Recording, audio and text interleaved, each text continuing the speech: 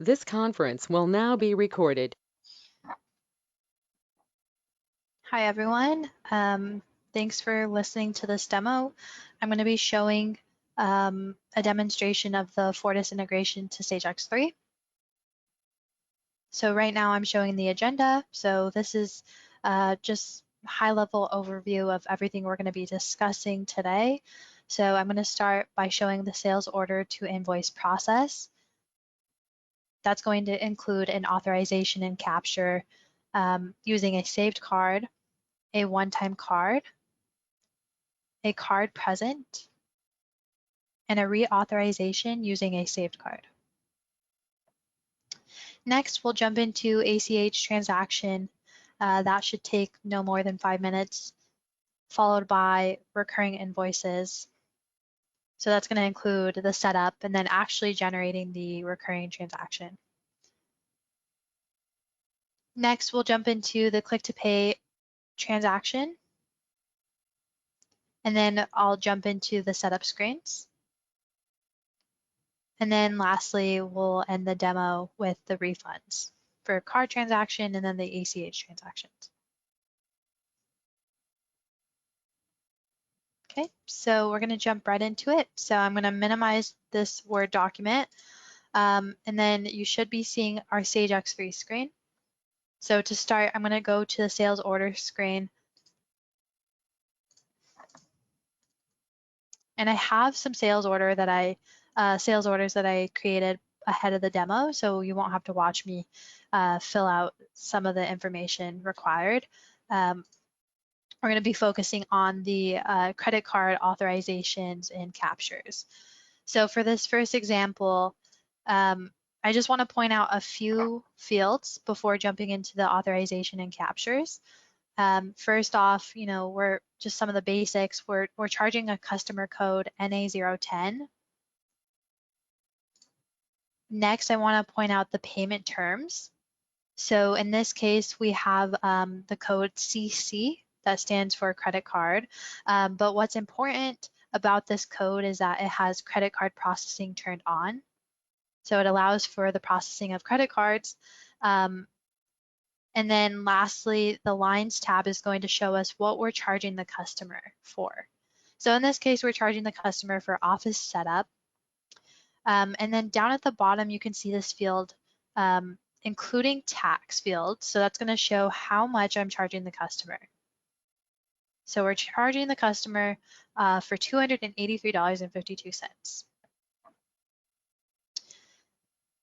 Next, I'm going to jump out to my right list, and you can see under functions, you can see the credit card processing screen. Okay, so when you click that, you get this pop-up window. It's broken out into different sections. So at the very top in the header level, we have some of the summary information, including the sales order document number, the amount being charged, and then you can see the customer and the company codes. And then in the account information section, this is where you're filling out some of the basics of, the card information, including the processor and the terminal.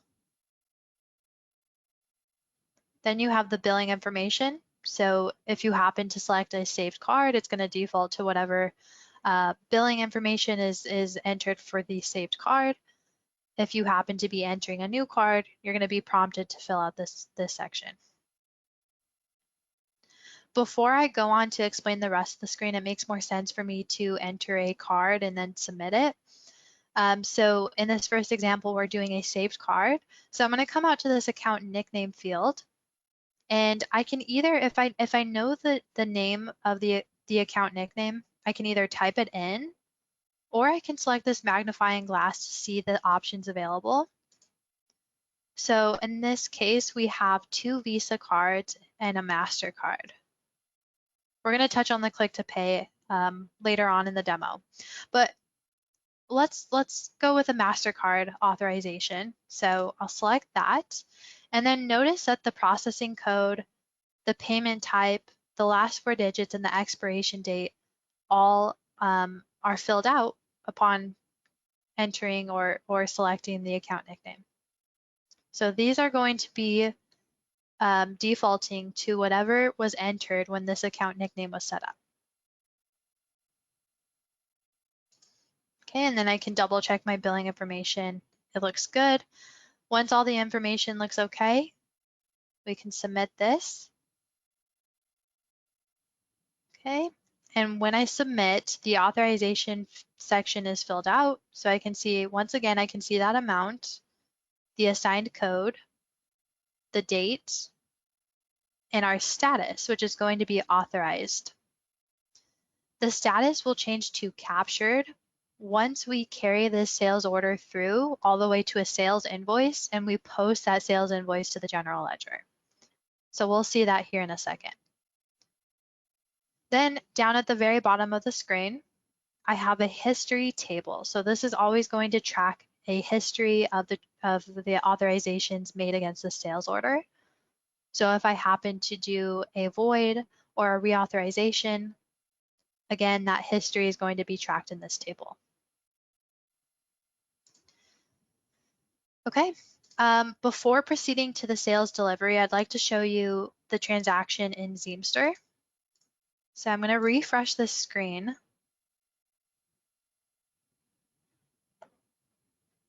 And the top line, once this loads, the top line is going to show the most recent transaction. So we're seeing that same amount that was charged in Sage X3. The account type is going to show the payment type that was entered in Sage X3. So in this case, it's a MasterCard. The status is auth only. It's only authorized. This status will change to approved upon posting that sales invoice to the general ledger. And then I skipped over this description field, so you can see the sales order document number populated there. Okay, I'm going to jump back to Sage X3, carry this forward to a sales delivery. And before I validate, I would like to show you the credit card processing screen. In this case, it's read only, and it's always going to be read only in the sales delivery screen. No authorizations or captures take place here. Okay, so let's validate the sales delivery. And then once we do so, we can move on to our sales invoice.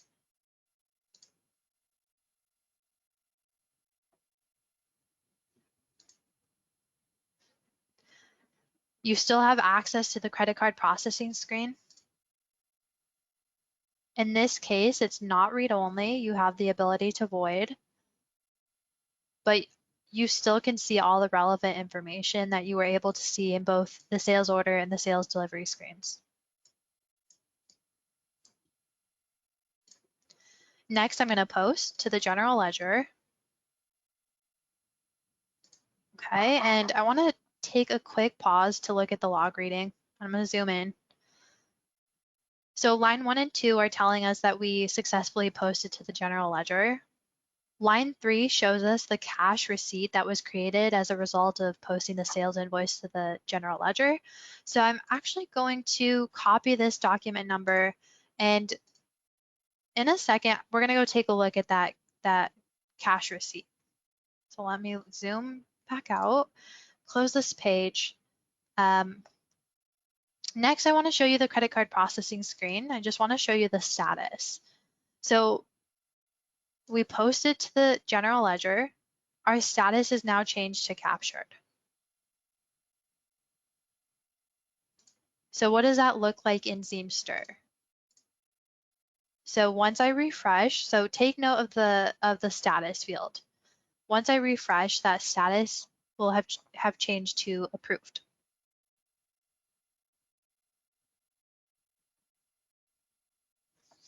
Okay. Going back to stage X3, the last step of this process is to go out to that cash payment. So I'm going to click on my payment receipt entry button. And here I'm looking for the code RECCC for credit card receipt. And I'm gonna paste the cash receipt number that I copied in that log reading. So that last step, the last step of the process is to come out here to the cash payment and post it to the general ledger. So in this case, you know, after posting the sales invoice to the general ledger, this is created as a result. We should be seeing the same amount that was charged. We can even jump out to our credit card processing screen. It is read-only because it has already been captured. You can still see all this relevant information. So next step is to post, and so that's our final step.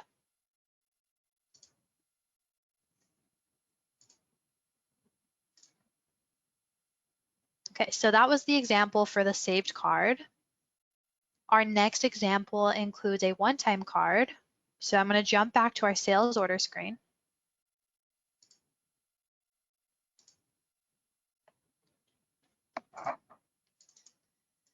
And for this example, we're going to be doing the one-time card authorization and capture, but we are also going to be sending over level 3 details.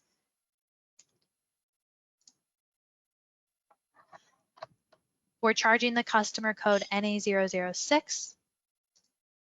The payment terms are CC to allow for the credit card processing to take place.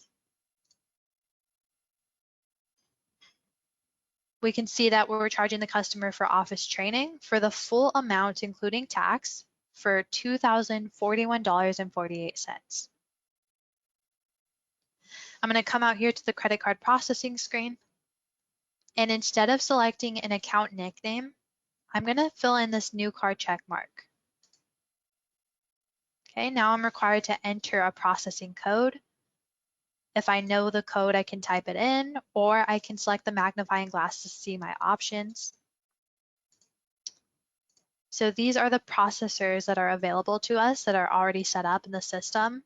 I have a processor for every single location in Zeemster. So you'll see Zeemster AAA, BBB, and CCC. Those are the 3 locations that we have set up in Zeemster. I also have an ACH and 2 click-to-pay processors.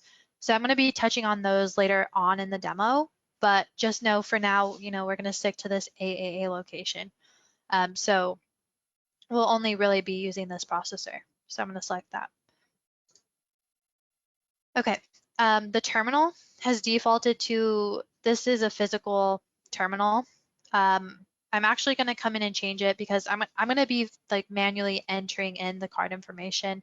So I'm going to select the manual entry.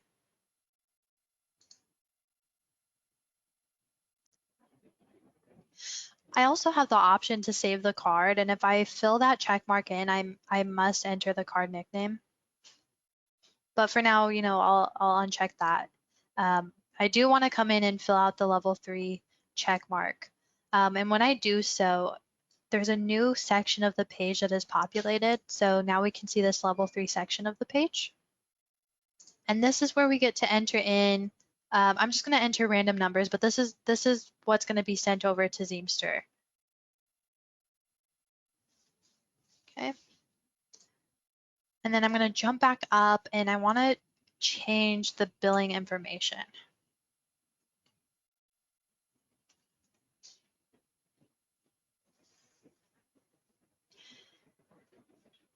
The billing address is always going to default to whatever the BP customer address is.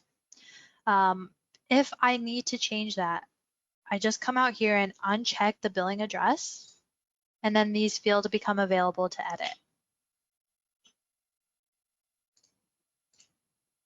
Okay, so next I'm going to submit. And then we should be seeing the pay form screen pop up. This is where we're prompted to enter in the card information. And because I'm sending over level 3 details, I must enter a corporate card. So in this case, I'm going to do a Visa corporate card. I just have to fill out the expiration, month and year, and the CVV. So it's going to be 999. Once everything looks okay, we click submit once again. It went through and I can close out of the page. And then we'll be able to see that status is authorized. So I want to show you in Zeemster. I'm going to refresh.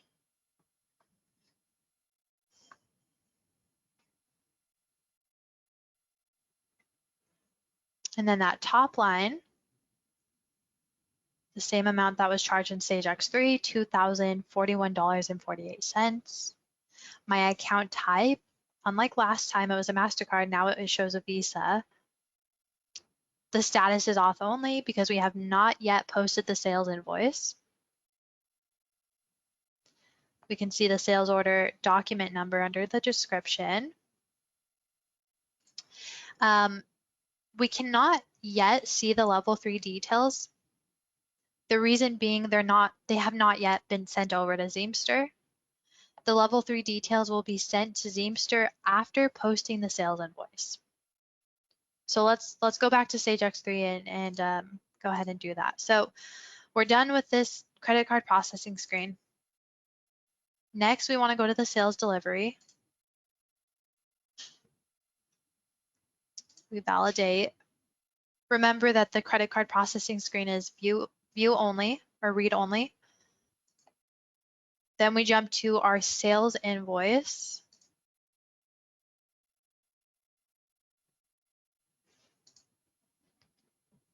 Okay. Then we can post. And I am going to take a second to look at the log reading.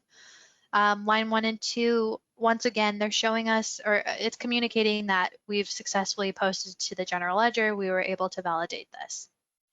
Line 3 says that we have sent over the level 3 data. And then line 4 shows us the cash payment, that document number that was created as a result of posting. So we will take a look at that in one moment. So I'm going to close out of here.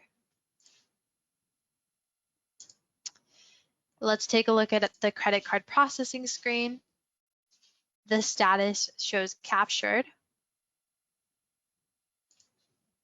We can see that the cash receipt document number. So, I copied that. We're going to take a look in a second. Before I do, I want to jump into Zeemster to show you not only that the status has changed, but I would like to show you the level 3 information that was sent over.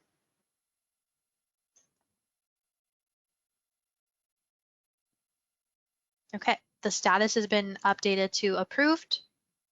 To view the level 3 information, you want to come over to the transaction date column and select this hyperlinked timestamp where you can see additional transaction details.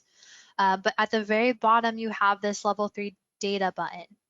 So when you click on that, you're taken to another screen where you can see the level 3 information that was sent over. So you can see some of the random numbers that I entered. Okay, that tax rate as well.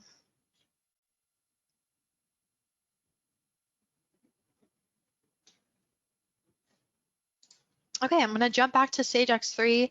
And if you remember from our last example, the last step of this sales order to invoice process is to go out to that cash receipt document number.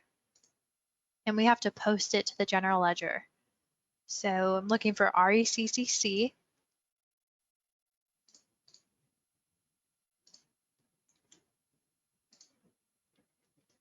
We're showing the correct amount. So next we post. And then that's the last step. And again, you have that credit card processing screen available here, but it's going to be read-only because at this point of the process, the sales invoice has been posted to the general ledger, the authorization and captured have already taken place.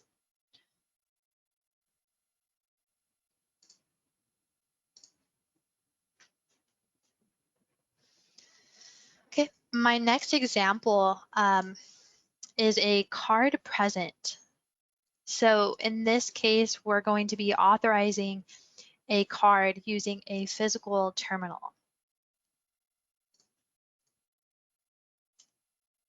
So this is a sales order that has already been taken through the process that we've seen in the last two examples.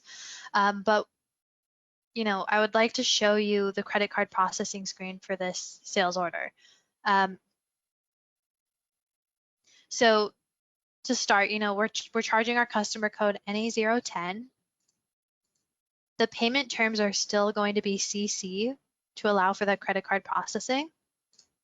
And in this example, we're charging the customer for $440. We're charging them for maintenance. Okay. I'm going to jump out to the credit card processing screen. And again, this has already been authorized and captured. But just to show you, we would come out here and select new card, select the processor, and instead of a manual terminal, we have to select a physical active terminal. Okay. We have the billing information. Okay, and when we click submit, we're prompted to either swipe, insert, or tap the card and sign on the terminal. Okay, and when we do so, we can see the signature on our screen, and then that history is going to be populated as well.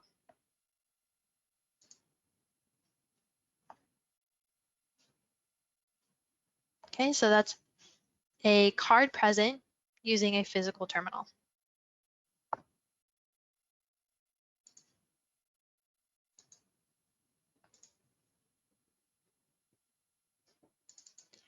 My last example for the credit card authorization is going to be a reauthorization.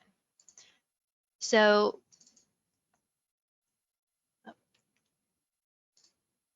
we're sticking with our customer, NA010. The payment terms are CC to allow for the credit card processing to take place. We're going to charge the customer for assembly on site for the full amount of $15,122. If I jump out to the credit card processing screen, I'm going to select a saved card. So in this case, the last time we did a saved card, we did a MasterCard. So let's do a Visa this time around. I click tab and then we see the processor, the payment type, the last four digits, and the expiration date all default. Okay, I'm going to keep the billing information the same. And I'm going to submit this. All right. So next, to initiate the reauthorization, I'm going to come down to our Lines tab. And I'm going to increase the ordered quantity from 20 to 30. Okay, I click tab and now, I'm prompted to select yes or no to recalculate the prices and discounts, to which I want to say yes, because that will result in an increased amount being charged. And to initiate that reauthorization, we have to come out here to the right list and select save. That will prompt the reauthorization.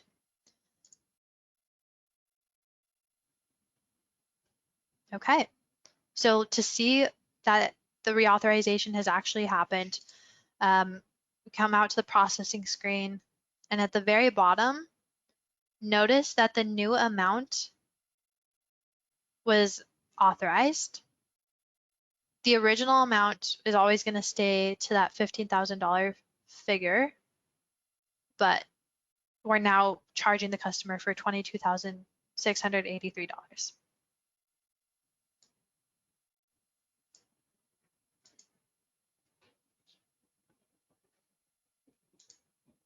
So next step, like usual, is to carry it forward to a sales delivery.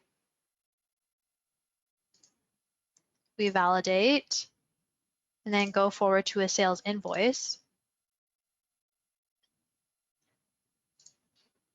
And then before I post, just to show you that status is authorized. And then when we post, we successfully posted to the general ledger. line 3 shows us that document number for the cash receipt. I'll close this page, and then that status should now be approved, or I'm sorry, captured. It's going to show approved in Zeemster, so let's take a look.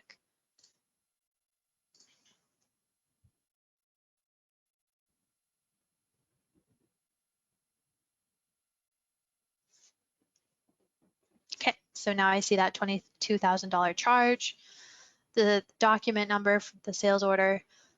We're showing we charged a Visa, and the status is approved. Notice the line beneath. That was the original amount being charged on that sales order.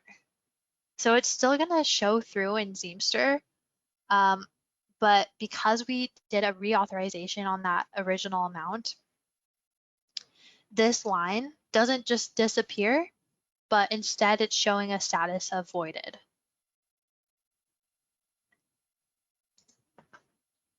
Okay, we're going to jump back to Sage X3 and then finish out this process. So that includes going to the payment receipt entry screen. Once again, in this case, we're going to go to the credit card receipt screen. And then we must post this to the general ledger.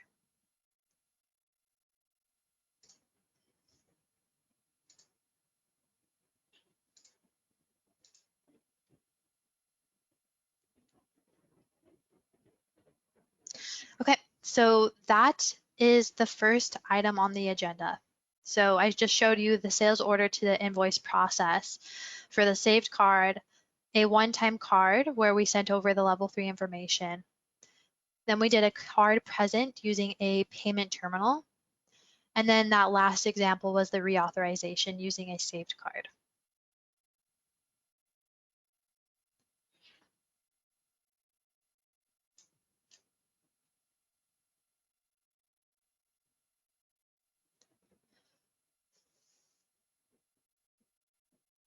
Okay, next we're going to move on to ACH transaction.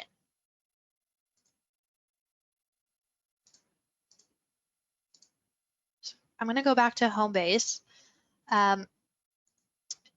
Just to explain a little bit, the ACH authorization and captures only take place in the payment receipt entry screen. Okay, so I'm going to jump out to a payment receipt entry screen, and because in this example, this part of the demo, we're receiving an ACH payment from our customer. So I'm going to go out to the credit card receipt screen. We're going to start with a fresh screen here. My BP field is where I select which customer I'm receiving the cash payment from.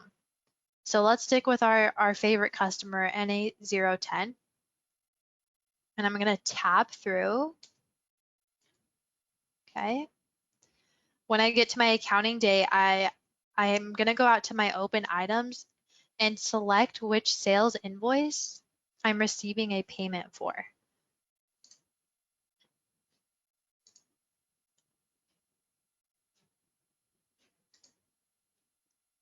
Okay. So selecting the sales invoice now, makes it populate in my table at the bottom. I'm going to be receiving an ACH payment for $20. Okay.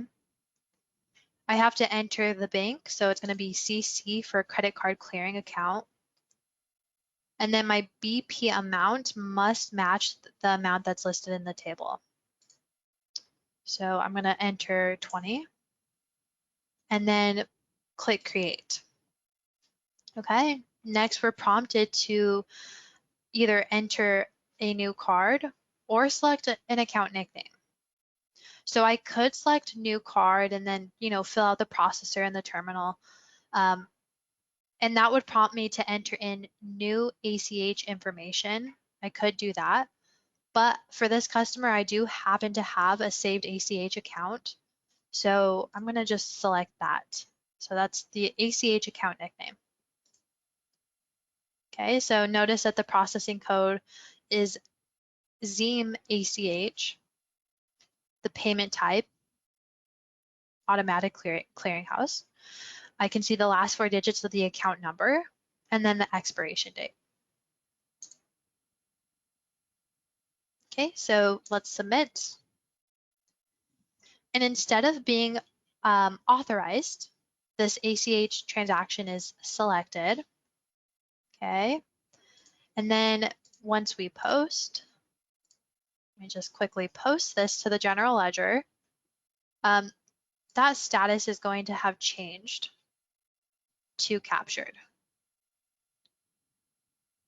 And then, in the payment section, I can see the cash receipt, that payment document number that was generated. So that would be that document number. So what does that look like in Zeemster? Let's refresh the page and we'll take a look.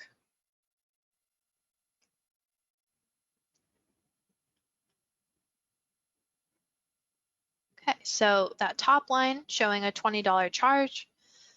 The description is going to include the payment document number, RECCC. We just generated that right now. The account type, unlike our previous examples of using a Visa or MasterCard, we can see that the account type is ACH, referring to the ACH transaction. The type shows a debit because we're receiving the payment, and our status is pending origination. Okay, so that's the ACH process. Okay, so I'm going to jump back out to our agenda. So I've covered ACH transactions. Next, we're going to move to recurring invoices.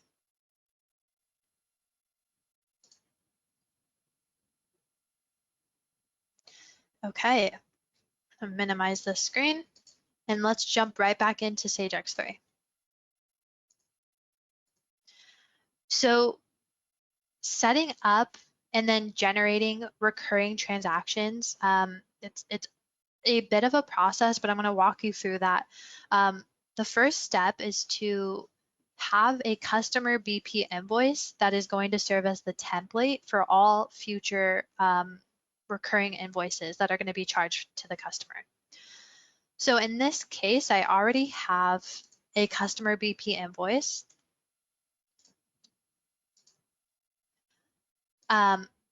This is for the customer code NA010. So Dayton Marshall Incorporated. It's the same customer we've kind of been sticking with here. The accounting date for this invoice, which is, again, this is going to serve as our template. The accounting date here is December 1st of last year, 2020. And then I'm going to jump down to the payment terms. Okay, we're sticking with payment terms that allow for credit card processing to take place. So we're going to stick with CC. And then if I jump down to my lines, the total including tax that we're charging the customer is for $267.50. Okay. So the template must be posted to the general ledger. The authorization and capture should have already taken place for it to be able to be eligible to serve as the template for future recurring invoices. So in this case, the template is posted. You can see that it's grayed out, so it's already been posted. And then just to show you the credit card processing screen, this was, the payment was captured using a Visa, so a saved Visa card. Okay, so this was already captured for the accounting date of December 1st, 2020. So that's step number one, is to create a customer BP invoice using a saved card, in this case, using a credit card. It doesn't have to necessarily be a saved card that is posted to the general ledger. So our next step is to set up the recurrence. So For the next step, we're going to need this document number. So I'm going to come out here and copy this. Okay. Next, we're going to go to, once again, we're setting up the recurrence. So I'm going to come to the recurring customer invoice screen. Okay. So we're going to start with a fresh screen. And in my invoice, oh, I'm sorry. I have to enter a description. So I'm going to do my initials and then demo. After the description is filled out, you have to come out to the invoice number, and this is where we can paste the template number. So once I do so, I'm going to click tab, and then many of these fields are going to default, including the credit card nickname. So that's going to be the card that's being charged for the recurring transaction. So tab. So all of these default, including the amount plus tax. So that's what we're charging going forward. The Visa is going to be charged, but I could change that to, you know, any one of the account nicknames that are saved for the customer account. After the card is selected, the next step is to come down to this recurring section and fill out the start and end date. So I'm actually going to change the end date to the end of this year, so 12/31/2021. And then lastly, we must select the frequency upon which we're going to be charging the customer. So let's do monthly, and we can do the first day of every month. Okay, so next we create this. And when we create it, we get this recurring number that's generated. So in our next step, we're actually going to initiate the recurring invoices to be generated. So we will need this recurring number. So I'm going to copy this. And next, I'm going to come out to my navigation menu and then come to the recurring invoice creation screen. Okay, so in this first section, we're selecting customer BP invoice. Next, I'm going to uncheck this, the all recurring invoices check mark. And this is where I can paste in that recurring invoice number. And then let's paste it in this next section, okay? And then we click OK. And we're going to be taken to a log reading where we can see, and I'll actually zoom in. Okay, so line 15 and 16 show us all of the invoices that were created up until today. So today is February 4th. So we have generated recurring invoices for January 1st and February 1st. So going forward, the invoices will be generated on the first day of every month. So the next invoice, the next transaction that we should see for this subscription will be March 1st. So lastly, I want to show you these customer BP invoices that were generated. So I'm going to copy this number, the customer BP invoice document number, and let me zoom out. Okay, then let's jump back into our customer BP invoice screen. And then in my left list, I'm going to paste the document number. So this is one of the two invoices that was created. Okay, so the terms are going to be copied from that template that we started with.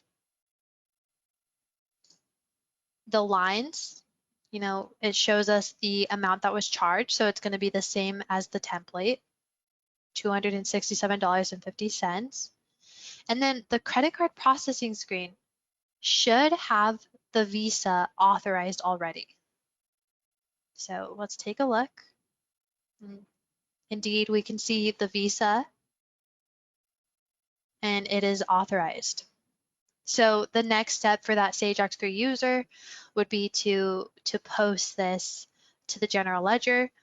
They could do so for multiple customer BP invoices that are set up for a subscription or that recurring transaction, they could post in a batch posting. Okay. But for the sake of time, we're going to move forward to, I'll show you what in Zeemster. Let's take a look at the invoices that were created.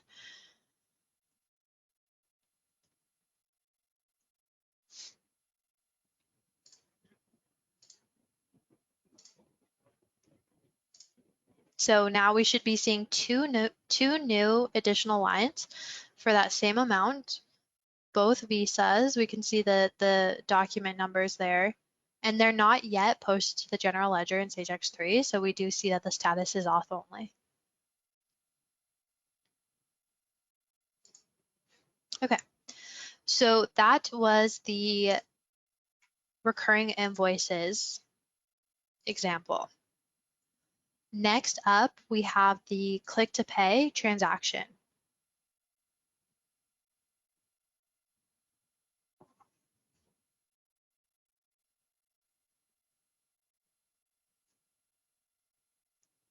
Okay, let's jump back into Sage X3.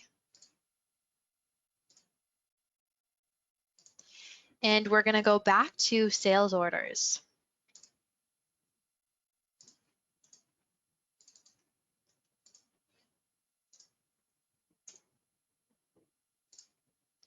We're charging our customer code NA010. Our payment terms are not CC. Instead, in this case, we have CCP for click to pay. The payment terms don't necessarily have to say click to pay. What's important here is that we select payment terms that do not allow for the credit card processing to take place. The reason being, we are not going to be authorizing or capturing any type of card or ACH account in Sage X3. For the click to pay payment integration, the idea is for the customer to receive their invoice and they can go out to Zeemster and pay it themselves. So I'll walk you through all of that. But just note that the payment terms here do not allow for the credit card processing to take place. So let's jump down to our lines. We are charging for assembly on site for the full amount of $1,512.20. Take note of the credit card processing screen. It is grayed out. I cannot select it, okay? So this is already created. Next, we move on to delivery. We validate the sales delivery. And then we're going to jump to the sales invoice and post. We're going to post this to the general ledger. The log reading, line 1 and 2 are showing that we successfully posted to the general ledger. Take note of line 3. Line 3 shows us that the quick invoice was created successfully. So to view the quick invoice, let's jump into Zeemster. And I'm going to jump out to the quick invoice tab where we should be able to see this quick invoice.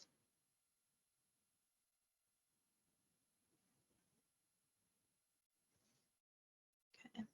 So that's going to be this top line here. Invoice ending in 217. So that matches what we just created in Sage X3. Payment status is unpaid. There have been no payments that have yet been made. We're showing that same amount that we saw in Sage X3. Okay. So let's go forward with the process in Sage X3. So I'm going to jump back out to the Sage X3 tab. Close this page. Okay, so we posted the sales invoice. Next, the Sage X3 user would come out to the right list and print out the sales invoice. Okay, so all of these fields default, so the Sage X3 user just could come in here, ensure that the destination is selected to PDF, and then print. We'll just give it a second here to load.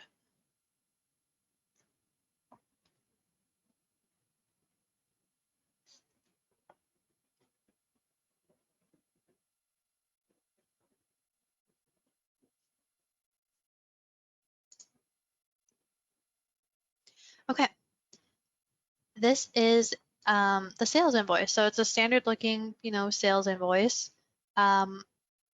We do have the text pay my invoice, and you'll notice that my cursor changes, right? So it is hyperlinked to the Zeemster page where the customer could pay the invoice themselves. So when I click that, I'm taken to that page.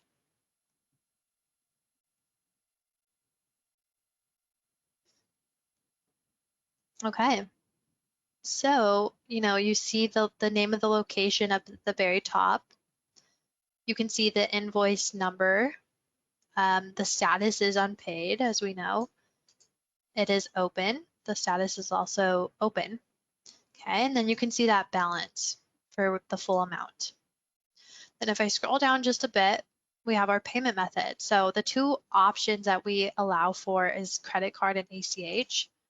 So you can see those two options there.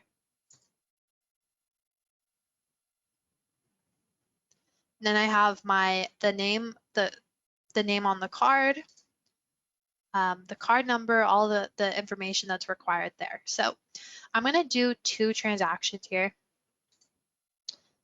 Let's do a Visa personal card.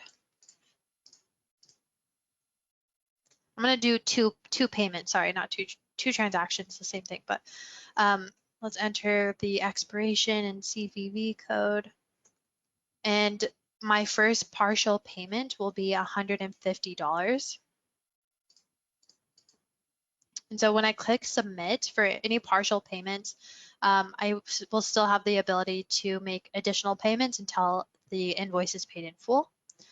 And then you'll also, take notice of this table that was now populated in the middle of the screen.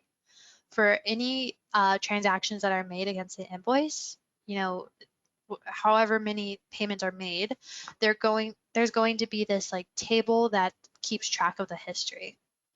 Okay, so let's do ACH. So I just did the credit card. Let's do ACH.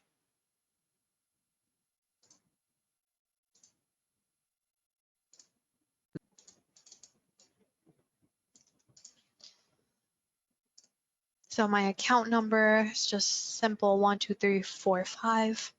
Routing number. It's a checking account, and then my second partial payment will be for $500.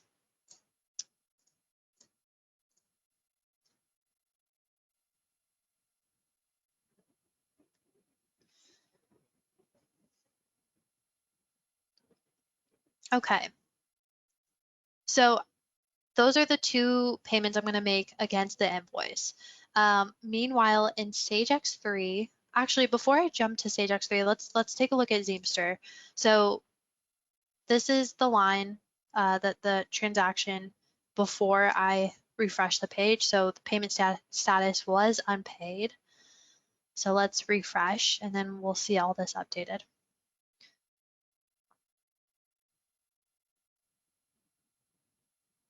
So take notice of the payment status. It has now been updated to partially paid. You can see the remaining balance is updated as well. Okay. So going back to Sage X3, the idea here is that the payment integration is running periodically by itself. Say every 10 minutes it runs.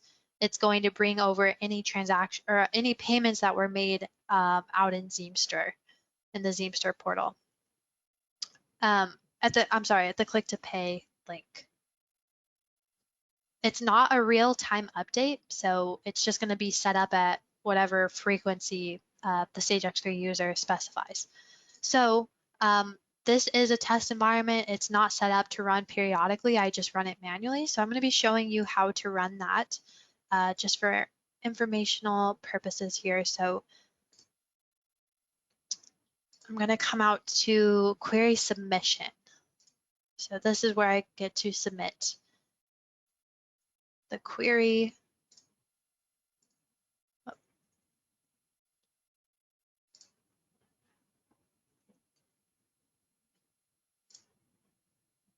Okay, so once it's been submitted, we're taken to this query management page. And so there's a number of queries here, as you can see. The one that we just submitted is line number 1. So that task code, you can see here, it is currently running. It's green for, if it's green, it's either in standby or in process. Once it's done and it's finished, there's been no errors, it should turn black. So we're just going to give it a second here to run. And let me try refreshing to see if it's complete. Okay, so you can see it's jumped down to line 4 and it has finished. And just to show you, we can take a look at the log reading.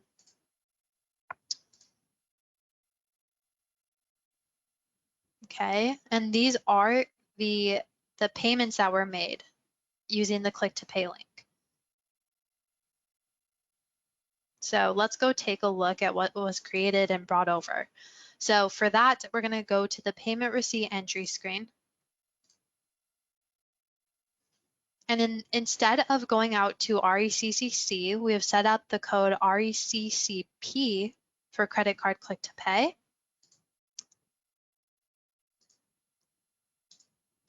And if you recall, my first partial payment was for $150. I can see that here. Okay, we could post it to the general ledger.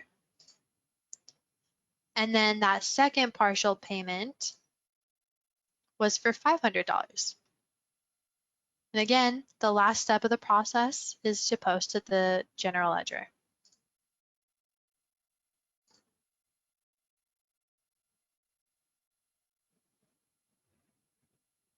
Okay, so that covers the click to pay transaction. So that is for any payments that are made using the click to pay link. Next, we're going to discuss the setup screens. Okay, so jumping back into Sage X3, the first setup screen is called Payment Gateway.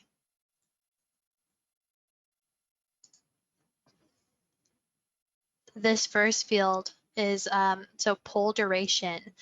That specifies in seconds how long the user has before the account form or the pay form screen expires. So the user is required to enter information in the account form or pay form screen before that 60 seconds is up. Okay, and then we have other fields out here, including these links. So this Zeemster URL, this is where we enter in that link. Okay. The next screen for setup, and I should mention these setup screens are a one-time setup. So the next screen is going to be the payment gateways setup. Okay, so we have payment gateways and then we have payment gateway setup. And so this is where we are creating and entering in the information for those processors that we saw previously. Okay, so I had mentioned earlier, we have processors that are set up for each of the locations in Zeemster. And we have an ACH processor as well as 2 click-to-pay processors, one for credit card and then the other for the ACH payments made using the click-to-pay link. The screen is comprised of the header level and then parameters. So in the header level, you're entering in the processing code. This is what the user is going to select when they're authorizing a card or ACH account. This is the code that they would select in the processing screen. You have to enter in the description, and then you have the name of the payment processor. Of course, you want to select active if you want to be able to use this, and then you have the option to make this a default processing code. In the cases that you're creating a processor for Click to Pay or ACH, you would want to come in and select the relevant check mark there. Then in the parameters section, this is where we're entering the API base URL, the location, the product transaction, and the user IDs, and then the associated keys.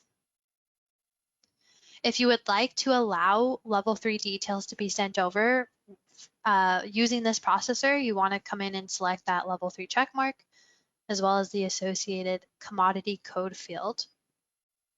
And then once all of this information is entered, to make sure that everything checks out, you would want to come in and validate. So you would select this button to validate. You can see I already validated this. It's already, the check mark is already filled in. Lastly, you have to link the processor to a company code as well as a bank. And then also you have to link it to a payment and a credit type. So that payment type is going to be the document number, or the document code that is created upon receiving any cash payments. And then the opposite for the credit type. So anytime you're issuing payments, so that's going to include things like refunds, this is the code that's going to be generated.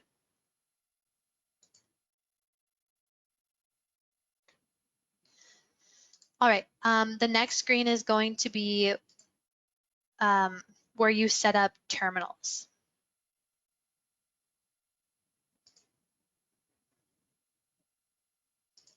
Okay, so we have this miscellaneous table, this table number to represent the Zeemster terminals. So this table includes any terminals that are already set up in the system. To enter a new terminal, the user would come down to the last line and enter in the code that they would like to associate to this terminal, a description, a short description. They must link it to a Sage X3 site.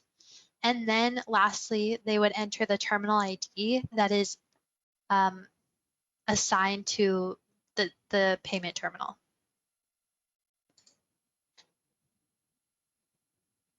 Okay, the last screen I'm going to show you for setup is in the customer screen.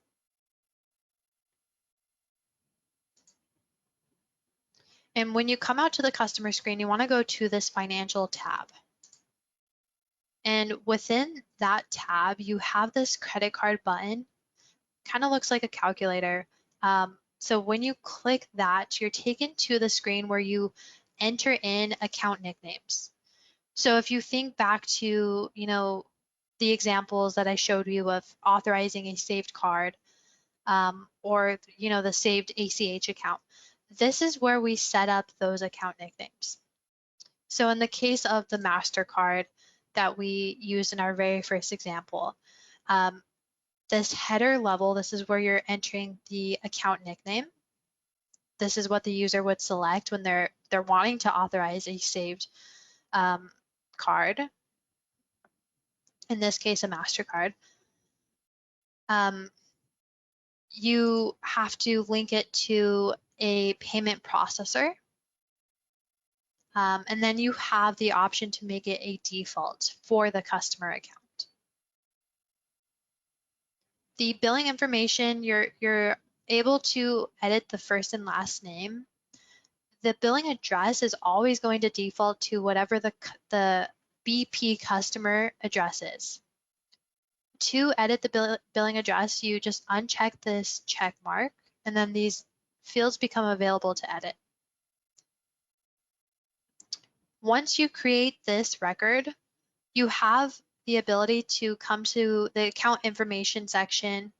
And actually, I will show you setting up a new account. So we can select Zeemster as the processor.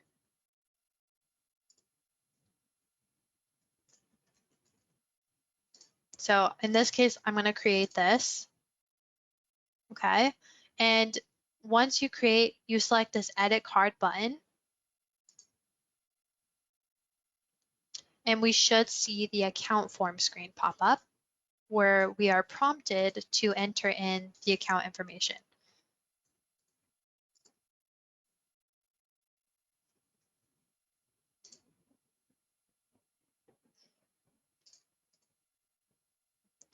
Okay, so once we have entered in the credit card information, the payment type, the last 4 digits, and the expiration date are all populated in this part of the screen. This is the information that is saved within Sage X3. The full card number is saved in Zeemster. Okay. So what you see here, this is saved in Sage X3, but just note that that's not the case for the full card number. That would be saved in Zeemster.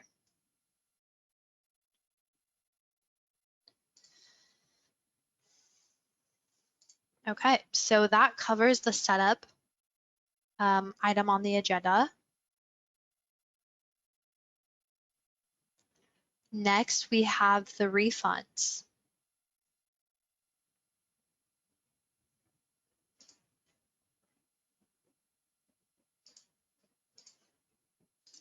Okay, so we're going to start with the credit card refund. So I'm going to come back out to my home page. So typically, you know, when we do a refund, we would come out to this credit memo screen.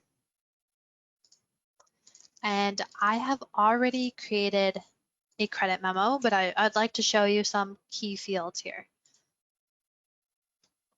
Okay, so the customer we're issuing a refund to is NA010. The terms are CC. For this example, I'm going to issue a refund to the customer's credit card. So I would need the terms that allow for the credit card processing to take place. And then I am issuing a refund for office training that was done. So the full amount that we're going to refund is $945.13.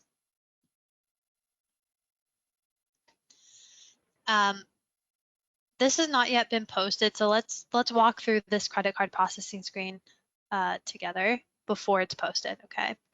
So actually, I would like to back up just a bit. I did miss a field in this screen. So this is being issued for a refund against an already existing sales invoice. And so that is shown here. Under linked documents, you can see the invoice that we're issuing a refund against. So this invoice was initially like authorized. It was created and the payment was authorized and captured using a saved MasterCard. So because we're issuing a refund against the sales invoice, it's automatically going to, the system's automatically going to assume that we're issuing a refund to the same card that was initially used for the transaction. Okay, so hence why we have the MasterCard already selected here. We could override this and select this plus button and issue a refund to a new card. That is possible. But just to keep things simple, we're gonna just keep with the same card. Okay. And the transaction type is selected. Okay, so next we'll post. And let's just take a closer look here. Line 1 and 2 is letting us know we have successfully posted to the general ledger. Line 3 shows us the cash disbursement. So that document number will show the cash disbursement going out. So I'm going to copy that.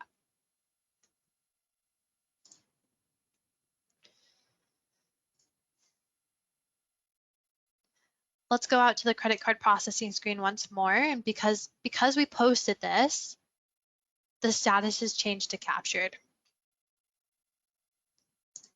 And so what does that look like in Sage, or I'm sorry, what does that look like in Zeemster? Let's log back in.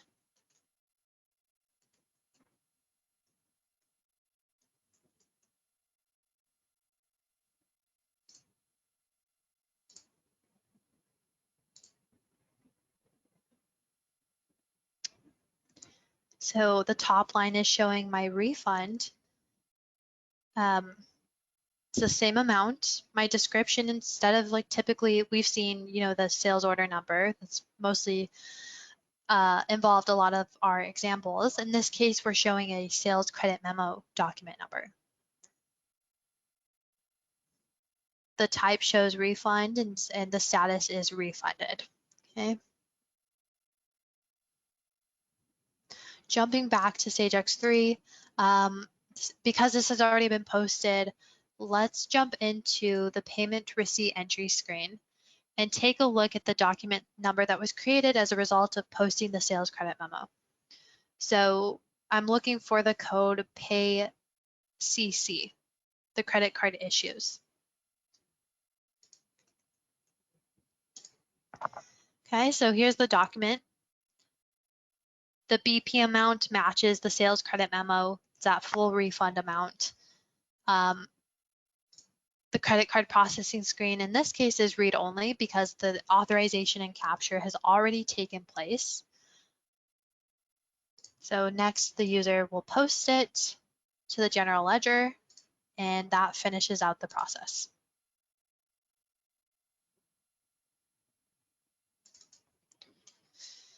Okay, so that was the example for a credit card refund. For the ACH refund, we're going to stay in this screen actually. So again, ACH authorizations and captures take place in the payment and the receipt entry screen.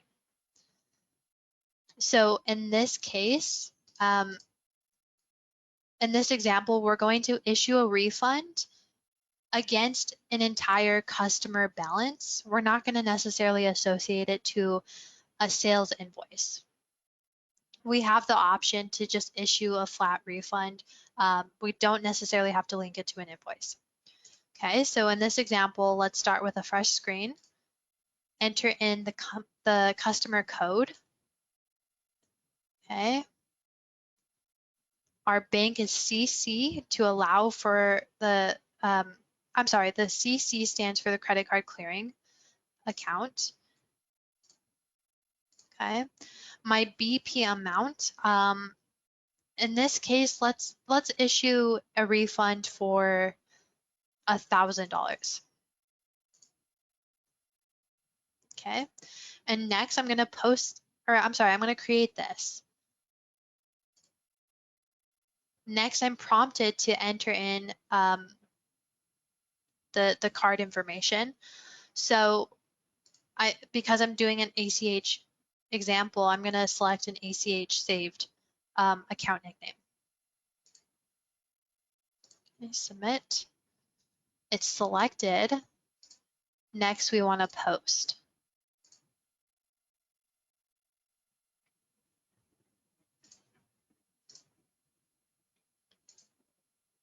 And then, so after posting, the status should now show captured. And then taking a look at Zeemster, we should be showing the ACH refund for the same amount. So $1,000, we see that the PayCC, that document number, it's an ACH refund. Because we have money going out, it is going to be a credit. And then the status is pending origination.